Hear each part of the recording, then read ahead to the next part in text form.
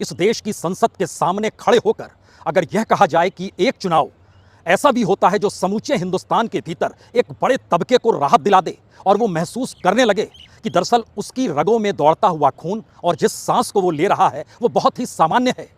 ये सामान्य परिस्थिति बीते दिनों लोकतांत्रिक देश के भीतर नजर नहीं आ रही थी। यहां तक कि संसद के भीतर भी कोई कामकाज नहीं हुआ और संसद से सटे हुए जो नॉर्थ और साउथ ब्लॉक है उसमें बनने वाली नीतियों ने इस देश को परेशानी में डाल दिया। माथे पर देश के शिकन था। लेकिन क्या वाकई एक कर्नाटक के चुनाव के बाद इस देश ने अरसे बाद खुली हवा में सांस ली है और इसीलिए हम इस खुली हवा में आपके साथ आकर खड़े हो गए हैं। बड़ी नरम घास है यहाँ की, हरी धूप की घास बिछी हुई है, फूल है, क्यारी है, पानी है और इन सब के बीच इमारतें हैं। इन इमारतों में हिंदुस्तान का लोकतंत्र रहता है और उस लोकतंत्र के आश्रय असल हकीकत यह है कि 2024 की तरफ बढ़ते हुए कदम पहली बार इस बात का एहसास करा रहे हैं कि अगर 10 बरस के बाद भी यही परिस्थितियां इस देश के भीतर रही तो फिर संसद की महत्ता बचेगी क्या। और संसद तो छोड़ दीजिए, इस देश के भीतर में तमाम संवैधानिक संस्थानों की स्थिति क्या होगी। लेकिन आज तो हम टटोलने निकले हैं इसी लोकतंत्र के आश्रय 2024 को, क्योंकि यह कोई आसान स्थिति पहली बार नहीं आई है इस देश की राजनीतिक सत्ता यानी मोदी सत्ता के सामने। जब उसे समझ में आ गया है कि दक्षिण का दरवाजा बंद हो गया है, जब उसे समझ में आ गया है, उसके साथ 2019 में जो सहयोगी खड़े थे 3 राज्यों के, पंजाब में अकाली दल, बिहार में जनता दल यूनाइटेड और महाराष्ट्र में शिवसेना, तीनों साथ छोड़कर जा चुके हैं। और 3 राज्यों में 2024 में क्या होगा कोई नहीं जानता है। और इन सब के बीच कर्नाटक ने ऐसा झटका दे दिया कि दक्षिण का दरवाजा बंद हो गया। केरल में इससे पहले भी नहीं जीतते थे, तमिलनाडु में इससे पहले भी नहीं जीते और आंध्र प्रदेश में भी शून्य पर ही रहे।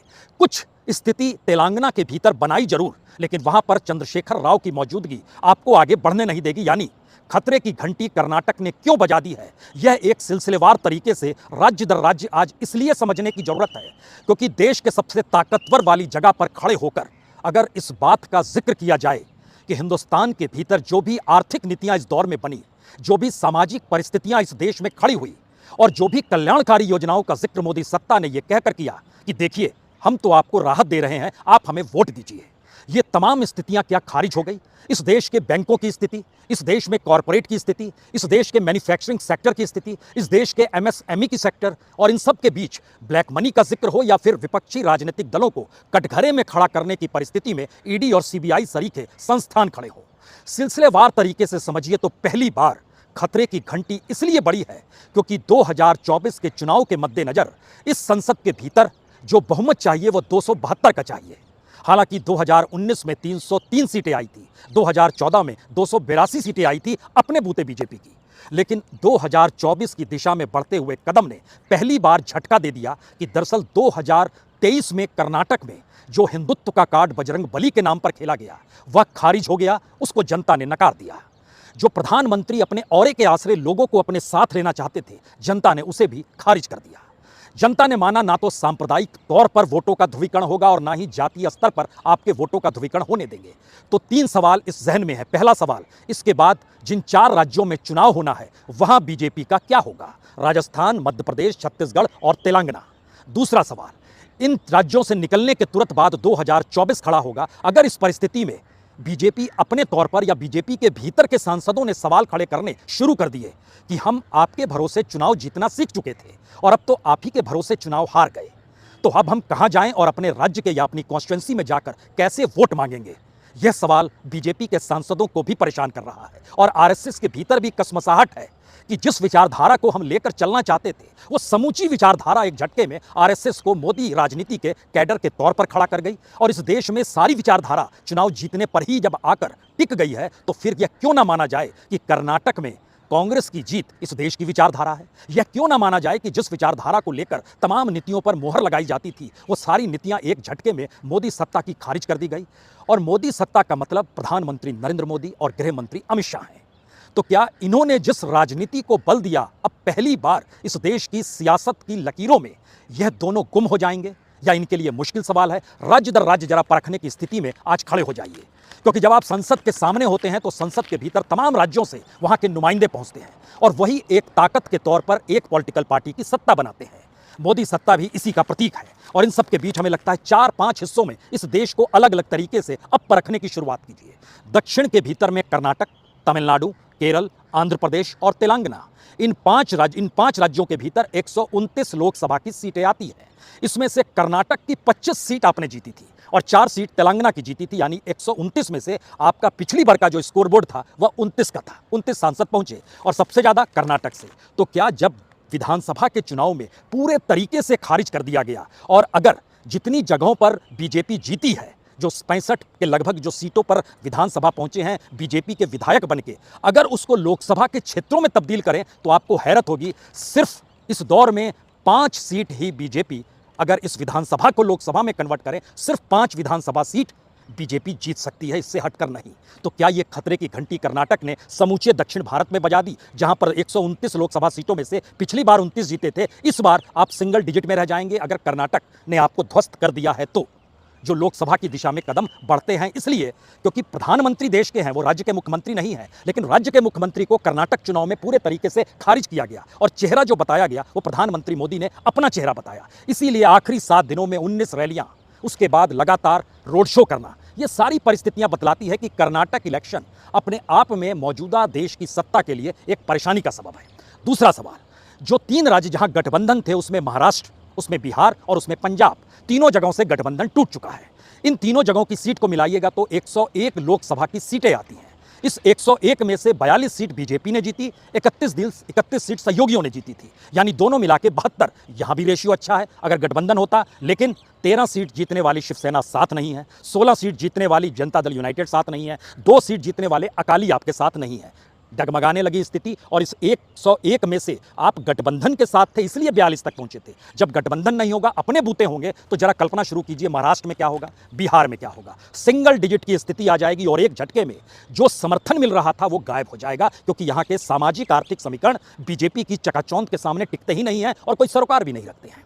तीसरी स्थिति, जो 2 गठबंधन महत्वपूर्ण है, जो छत्रपों के हिसाब से चलते हैं, 2 राज्य, उसमें एक पश्चिम बंगाल है, एक उड़ीसा है। यहां पर सेंध मोदी सत्ता लगा नहीं सकती है। पश्चिम बंगाल की 42 सीटों में से पिछली बार 17 सीट बीजेपी ने जीती थी और उड़ीसा में 8 सीट जीती थी, यानी 63 इन 2 राज्यों की लोकसभा सीट में से 25 सीटें जीती थी, जो एक हाईएस्ट पॉइंट है।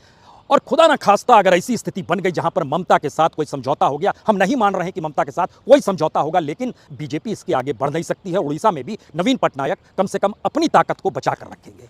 तो अगर यहां मान भी लीजिए स्थिति जस की तस रह गई, तो भी आप 25 से आगे नहीं बढ़ेंगे। उसके बाद 3 ऐसे राज्य हैं जहां पर इस बार विधानसभा चुनाव होना है और इन विधानसभा चुनाव के परिणाम बहुत महत्वपूर्ण है उस लोकसभा के लिए जो उसके 4 महीने के बाद हो जाएगा। क्योंकि अगर आप पहले लौट जाइए तो यहां पर सबसे ज्यादा बड़ी सफलता बीजेपी को मिली, मोदी के चेहरे को मिली। 65 लोकसभा की सीटें मध्य प्रदेश, राजस्थान और छत्तीसगढ़ से आती है। 65 में से 61 सीटों पर बीजेपी जीती थी, लेकिन आज की तारीख में कोई कह सकता है कि मध्य प्रदेश की 29 में से 28 सीट लोकसभा की बीजेपी जीत जाएगी? कोई कह सकता है राजस्थान की 25 में से 24 सीट जीत जाएगी या छत्तीसगढ़ की 11 में से 9 सीट जीत जाएगी? मुश्किल सवाल है। अब जो हिसाब आता है झारखंड, हिमाचल और उत्तराखंड, जो छोटे राज्य हैं, यहाँ की कुल 23 सीटें, इसमें से हिमाचल प्रदेश की सभी सीटों पर कब्जा, उत्तराखंड की सभी सीटों पर कब्जा। ये मैसेज क्या है? क्या ये कंटिन्यू करेगा या डगमगा जाएंगे? क्योंकि विधानसभा में हिमाचल प्रदेश में हार मिल चुकी है। झारखंड के भीतर विपक्ष के साथ तालमेल बैठाने को हेमंत सोरेन राजी हो गए हैं, यानी 1 to 1 की स्थिति झारखंड के भीतर आएगी तो क्या होगी? स्थिति नाजुक हो रही है। 3 या 4 ऐसे राज्य हैं जहां बीजेपी का वर्चस्व है, क्योंकि इसके बाद अगर नॉर्थ ईस्ट में चले जाइएगा तो असम में 14 में से 9 सीट जीती थी। आज की तारीख में कोई कह सकता है 14 में 9 जीतेंगे? मुश्किल सवाल है, क्योंकि जो मणिपुर में हुआ और मणिपुर को लेकर प्रधानमंत्री मोदी ने जो खामोशी बरती, उसका सच यह है कि मणिपुर की जो 1 लोकसभा की सीट थी, क्या वो दोबारा जीत पाएंगे? त्रिपुरा की 2 सीट क्या वो जीत पाएंगे? अरुणाचल की 2 सीट क्या वो जीत पाएंगे? इन सवालों के साथ आखिर में 2-3 राज्य बनते हैं जिनका एक अपना मॉडल है। मसलन एक गुजरात मॉडल है, जहां की 26 में से 26 सीटें बीजेपी जीत गई। हरियाणा के भीतर गठबंधन किया और 10 की 10 सीट जीत गई और उत्तर प्रदेश में 80 में से 64 सीट जीत चुकी है, यानी 116 सीट इन 3 राज्यों की यहां पे 100 सीटों पर काबिज है। अब एक स्थिति आती है कि जहां पर विपक्ष एकजुट होता है और वह उम्मीदवारों को 1 into 1 की स्थिति में लाकर खड़ा कर देता है। तो क्या गुजरात मॉडल सभी सीट दिला देगा? क्या उत्तर प्रदेश का मॉडल वाकई 80 में से 64 सीट दिलाने की स्थिति में रहेगा? या फिर जो हरियाणा की स्थिति है उसमें क्या दोबारा आप 10 में से 10 सीट जीत सकते हैं? शायद नहीं जीत सकते हैं, क्योंकि कर्नाटक के भीतर जिस मुद्दे को उभारा गया डीके शिव कुमार के जरिए, उनकी आंखों में आंसू चुनाव जीतने के बाद इसलिए आए क्योंकि उन्होंने माना कि उन्होंने एक प्रयोग एजुकेशन के क्षेत्र में किया और वहां पर आय से ज्यादा संपत्ति, गलत पैसा बनाना, ये तमाम आरोप उन पर लगते चले गए और उनको ईडी ने घेराबंदी कर ली और उनको जेल के शिक्षों के पीछे भी पहुंचा दिया। यानी राजनीतिक तौर पर 2019 के बाद इस देश में एक बड़ा परिवर्तन आया है। ये परिवर्तन राहुल गांधी की भारत जोड़ो यात्रा से भी जुड़ा है। ये परिवर्तन ईडी की कार्रवाइयों से भी जुड़ा है। ये परिवर्तन सीबीआई की चार्जशीट न दाखिल करते हुए जो पूरी कार्रवाई होती है उससे भी आकर जुड़ा है। ये स्थिति इस देश के कॉर्पोरेट पॉलिसी से भी जुड़ा है। इस देश के भीतर में मैन्युफैक्चरिंग सेक्टर तहस नहस हो गया, इससे भी जुड़ा है। एमएसएमई जो खड़ा किया गया उसमें बड़ी तादाद में एमएसएमई बंद होते चले गए, उससे भी जुड़ा है। अब यहां पर सवाल है, अगर वो सारे मुद्दे राजनीतिक तौर पर 2024 का हिस्सा बन जाते हैं तो इन्हीं मुद्दों के आसरे अभी तक बीजेपी मोदी के सहारे चुनाव लड़ती आई। ये सवाल इसलिए कह रहे हैं क्योंकि राज्यों के चुनाव में भी और कर्नाटक में खास तौर से जो भी बिसात बीजेपी ने बिछाई वो वहां के येदियुरप्पा के लिए नहीं थी, वहां के किसी भी बीजेपी के नेता के लिए नहीं थी, यहां तक कि मुख्यमंत्री बसवराज पाटिल के लिए भी नहीं थी।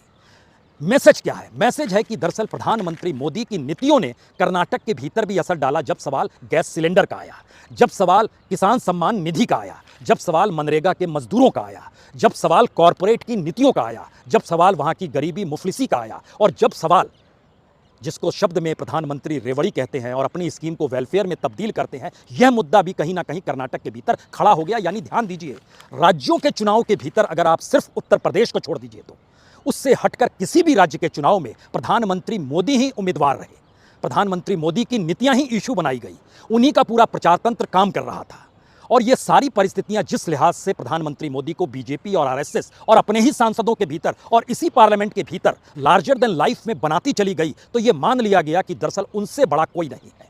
और कभी ध्यान से सुनिएगा, इस देश के गृह मंत्री का कोई भाषण, कोई इंटरव्यू, कोई एक लाइन नहीं होगी जहां पर वह प्रधानमंत्री मोदी का नाम ना ले। और उस नाम के आसरे जो पूरा का पूरा भपका वो बनाएंगे, उसमें सिर्फ एक ही मैसेज होगा, ये ना होते तो देश ना होता, और ये ना होते तो ये नीतियां कभी लागू ही नहीं होती, और ये ना होते तो देश विकसित होने की दिशा में नहीं होता, ये नहीं होते तो फिर शायद इस देश के लोगों की मौजूदगी का कोई मतलब नहीं होता। तो क्या वाकई ऐसी